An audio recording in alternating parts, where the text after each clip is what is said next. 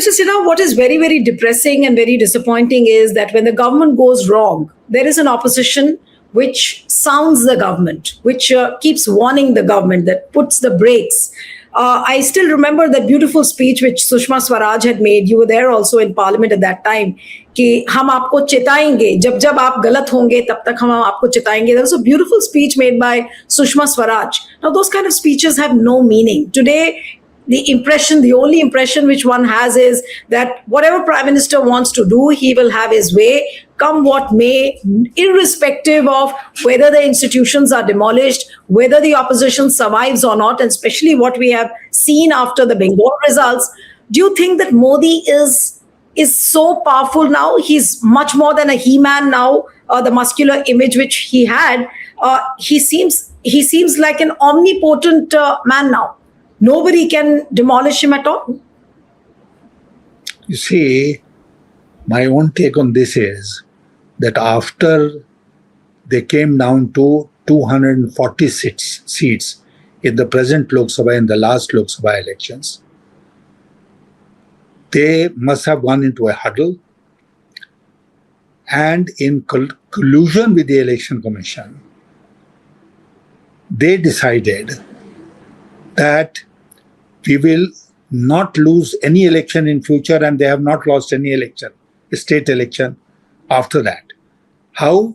Because in collusion with the Election Commission, they have found this new formula of eliminating from the voters list people who are not likely to vote for the BJP. And I am told that the Election Commission, the government have the entire data on the voting behavior of every citizen in this country. And they know how they have voted. So it's very easy to remove their name from the voters list through SIR.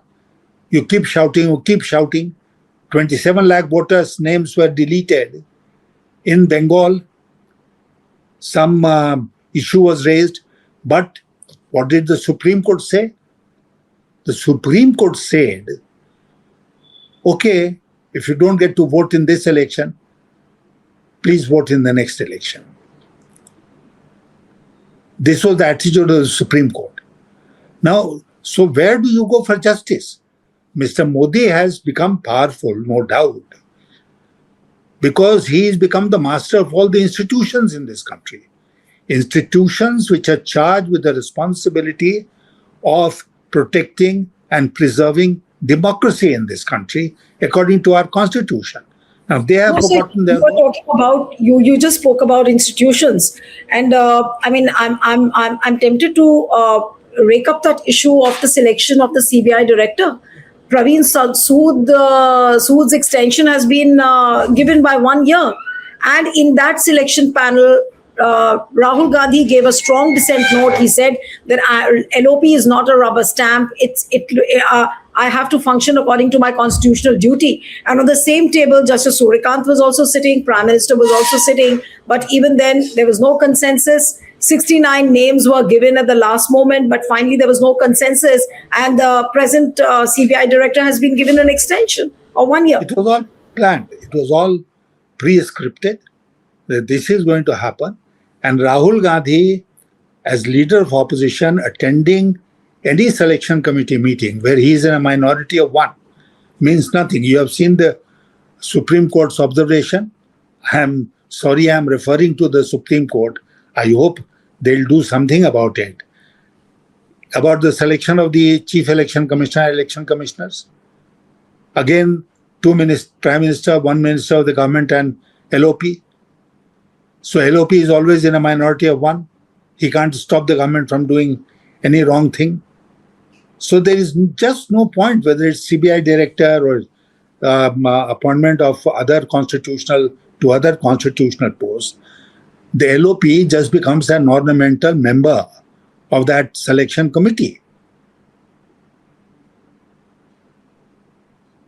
So what does one say, sir, towards the end? I mean, the kind of governance we are seeing and the way Prime Minister Modi is just doing what he wants.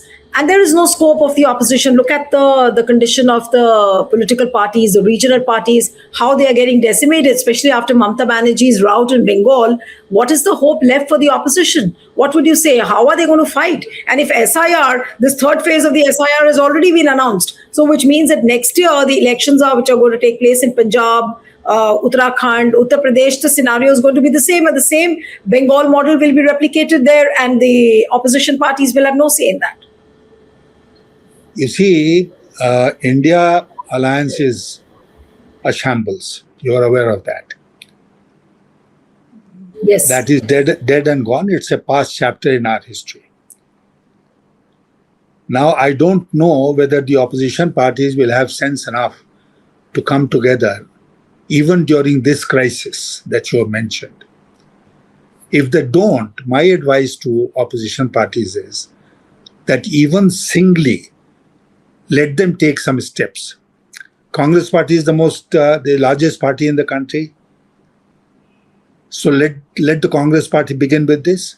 Number one, they should say, if elections are held on the basis of this compromised voters list, then we are not going to stand for election.